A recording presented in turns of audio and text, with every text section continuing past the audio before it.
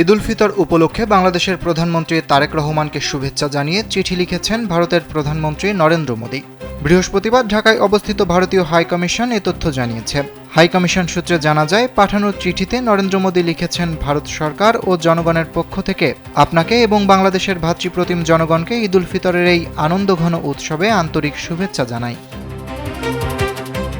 নরেন্দ্র মোদী বলেন, বিগত এক মাস ধরে ভারতসহ বিশ্বজুড়ে মুসলমানরা পবিত্র রমজান মাস পালন করেছেন এবং রোজা ও প্রার্থনায় পুণ্যময় সময় কাটিয়েছেন।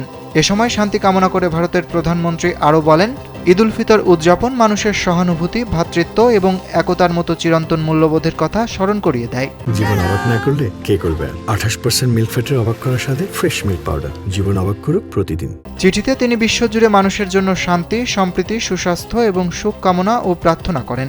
একই সঙ্গে তিনি দুই দেশের মধ্যে বন্ধুত্ব ও সৌহার্দ্যের বন্ধন আরও দৃঢ় করার প্রত্যাশা করেন।